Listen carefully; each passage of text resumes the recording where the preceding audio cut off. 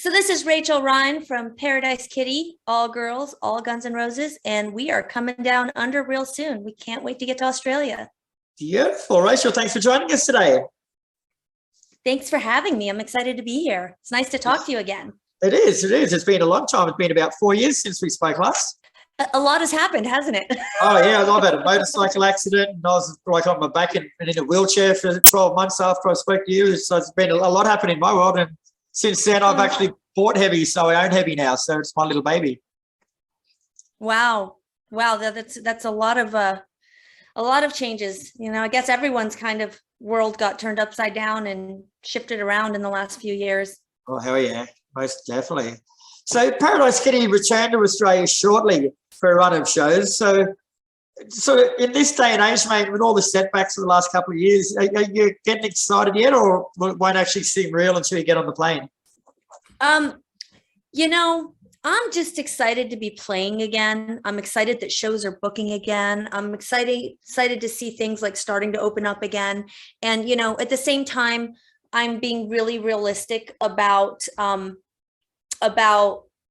just that everything's like breathing and it's shifting right now. So if things get pushed or things get moved, you know, I've had that happen a couple times in the last few months since we started playing again. And I have to tell you, in my 20 something years of being a drummer, I've never canceled a show and I've never had to move a show like that, but that's happened many times now.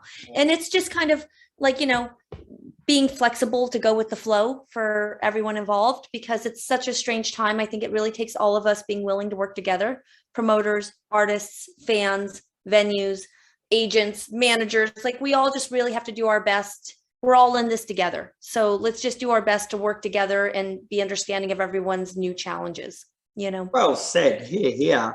And this is going to be your second Australian tour after a successful run back in 2018, right? So was Australia everything you expected on that tour? It felt like home to me. I felt so at home there. I didn't feel like if I was on the other side of the planet in a different country. It felt very comfortable. Everyone was so lovely. You know, Australia really has some amazing rock fans. And so it was really fun to just, you know, be a part of that. And I really loved it down there. We had a wonderful time. It was really a great experience. And I'm so excited to go back. So I have to ask you, did you pick up any bad Australian habits from us that you took home? Aussie, oi, oi, oi. Just If that's all you picked up, you've done well, because there's a lot worse that comes out of this country, believe me. I tried to take home a koala. They wouldn't let me. Oh, no. Spent some really late nights at Frankie's Pizza in Sydney. How good is that place? Frank, it's probably one of the best places I've been to. It's lovely. I mean, I heard I think they're closing down. I think they're taking it over and turning it into an underground train station. Or they run the train station through the venue. Are they going to move it? I don't think so. Like I was talking with Jordan down there last time, and he was saying like they're sort of inclined just to let it die as Frankie's and then start somewhere else again, but start its own entity. So, you know, the Frankie's spirit dies there, but something else moves on, which I think is quite a good idea. Yeah. Well, last time we played in Sydney, we had Jordan come play drums with us. That was fun. He's a champion bloke, isn't he? Very nice guy. Yeah, he's a sweet. I know him from LA and from him touring with other friends of mine here and stuff. So, you know, sweet. But yeah, we had a wonderful time down there. It was really lovely. So you're living so close to Sunset Strip, mate. Like, is it everything that people crack it up to be, or is it like, you know, is it when you live in there, is it just normal everyday sort of thing, or is it that big stigma still? You know, I've been in LA for almost 20 years now, and I have to preface this by saying that I grew up in New Mexico, in the middle of nowhere. I mean, it was 40 miles to the grocery store. Which I don't know kilometers. That's probably like 25 kilometers or something to the grocery store. It's far. You know, it's far away. A music store was a 2.5 hour drive to go buy an album. Just to put it in perspective, I grew up very remotely in the mountains in New Mexico, and so, you know, even to this day, there's times I get off the Highland exit off the 101 freeway, and you know, you're pulling into Hollywood and you see the palm trees and the Hollywood Bowl, and I still like kind of pinch myself and go, wow, I actually did it. I actually like live in LA. I'm in the middle of Hollywood. I'm, you know, I got, you know, a lot of things that as a teenager, if you would have told me I would have done, it just would have seemed so unreal to me. And, you know, Now it's like, those bands that had posters on my walls, they're my next door neighbors and my buddies, and we have breakfast in our pajamas down the block. So it definitely, I guess, I don't know, it's interesting. I mean, the LA itself, which was really what your question was about, Hollywood has changed a lot, especially in the last few years. So a lot of tech companies have moved in. So the rents have gone through the roof, which has created a bigger homeless situation. And, I don't know about the clubs out there because I haven't really been out and about much since all this COVID business. So it's just, I feel like the climate's changed a lot. And I think like within the next year, we'll kind of see where it lands. I mean, sometimes when things happen, like what we all just went through, it pushes out like new frustrations and new artistry and new bands and a new scene. But realistically, I don't know that a scene could emerge now the way it used to. Yeah. Like, have you ever seen that movie CBGB? Oh. I know you have to watch it. It's to me, it was extremely inspiring. You can't compare it to the real CBGBs and what really happened with Hilly Brand and all that, because it's a little different. But something like that, it's like the budding of a scene.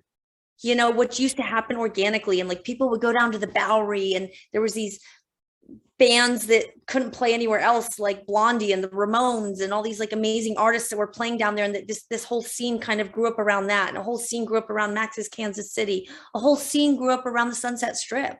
But for a scene to bud like that, and this little underground scene to become a movement, nothing's underground anymore. Everything's on social media. So I don't know that anything like that would ever organically happen again. I mean, and I think just like the latest hashtag on TikTok isn't really a scene, Very well put. And Paradise Kitty will be focusing on Appetite for Destruction, which also celebrates its 35th year this year. So what do you think it is about that album that makes it timeless? I think that album, start to finish, there's a lot of great albums out there, but to have an album that, first song plays and you're like, oh my God, this must be the best song on the album. And the second song plays, you're like, oh no, this must be this must be, until you get through the whole album and the album's done and every song was the best song on the album. That's rare. Yeah, and that created like such a movement that it is still pushing and like fanning the Guns N' Roses flame decades later. So do you remember your first thoughts on that album when you first heard it? Like what did it do to you? I was a young kid in school, and we were in PE class and we had to run around the track. Oh no. How fast did you go? And I remember us running around the track to Welcome to the Jungle. And it was just like, it was interesting and it was cool. And it just felt so appropriate in life at that moment of being like, a young kid. Like, I think I was probably like 9 or 8, or as a little kid, but it was just this like freedom of running and listening to this rock and roll. I was raised on rock and roll, but like, I don't know. It just, I clearly remember that moment of the track under my feet and hearing it for the first time and running to it on the track. Awesome. Now, I didn't make it out to your last shows, unfortunately, but I am going to definitely make it to this run of shows. But is Paradise Kitty the sort of tribute band that plays everything note for note, or do you sort of take a few liberties with the music? So, although we are technically a tribute band, we don't consider ourselves a tribute band because we play Guns N' Roses music and we play it note for note. When this band first started, a friend called and was like, would you want to do this with me? And I was like, I'll do it. But one of my main rules is, well, I had a couple of them, nothing campy.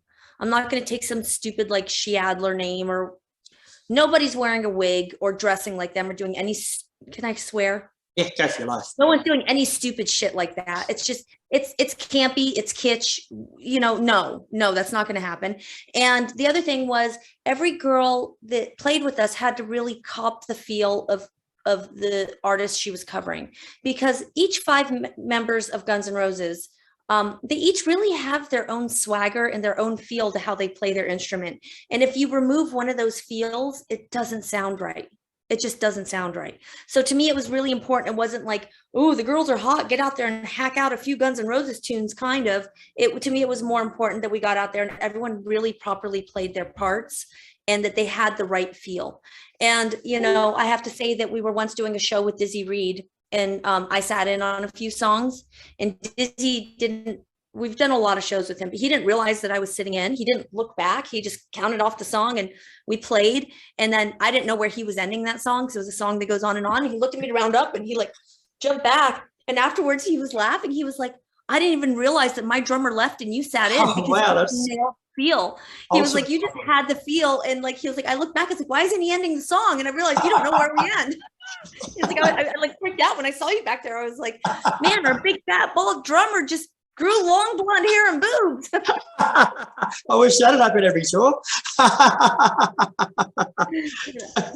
So, of course, you've got your other musical projects that you do as well, but what personal satisfaction do you actually get out of playing Guns N' Roses songs? You know, it's really watching how the fans react when we play. It's really rewarding to see how happy it makes people. You know, I've been in lots of original bands. I've been in other cover bands. I've done, you know, I've stood on stage with a dozen different bands here and there, from huge artists to small artists, and watched from their perspective. But it's really just, when you play Guns N' Roses songs, just watching how the audience just engages. Like, Guns N' Roses fans are some serious fans, and they just get so involved and they get so happy, and that's really rewarding to watch everyone in a room sing along with joy and happiness. That's really awesome to see them just really love what we're doing to make them happy. So, because if you're trying to make people happy and they're just like this against the back wall with their beer, it's a rough gig. Oh yeah. I've been in the gig where you're trying to connect with the audience and the audience is like shoegazers, you know, with their arms crossed, beer in hand. So, you know, when you're like, when you call out a song and everyone starts screaming, it's really a lovely experience. So what was it, do you think, that made Guns N' Roses so popular? Was it their music or their attitude? Was it the timing of them coming out? Was it all of the above? I think there's, you know, a moment of magic that happened there. And I think there's a lot of elements that created that magic. And I don't think I'm quite qualified to dissect it and explain it. I don't know anyone really is. I think it was just a combination of all the right things at the right time. And it just was awesome. Yeah. So have you got any messages for your Australian fans before you come out here, Rachael? We can't wait to see you all again. We're so excited to come down there and just, you know, Australia feels like a second home to us. You guys made us feel so welcome last time. We had such a blast. Everyone was just so amazing, and we can't wait to come back and do it again. So thank you all for just being so awesome. Beautiful. Did you actually get to go and see a koala last time you were here? Twice. You did? Yeah, cool. I was going to say, I'll make sure when you're in Brisbane, I'll take you to the zoo this time if you want. You can. The whole band, we are all huge animal fans. So we went to Melbourne, and then we went somewhere else. I don't remember which city we were in, but we went twice. And this time we will go 10 times if we can, because we had so much fun. We spent an entire day feeding emus and wallabies and kangaroos, and got to cuddle another koala. And it was just, it was great. Cool, bananas. All right. Well, I shall see you when you get over here, and we'll have that long-awaited beer. That sounds fabulous. I can't wait. Thank you. Thank you for having me back. No worries at all. And let's hope it's not another 4 years till we see you again. I hope not. All right, Rachael, enjoy your day. Awesome. Cheers.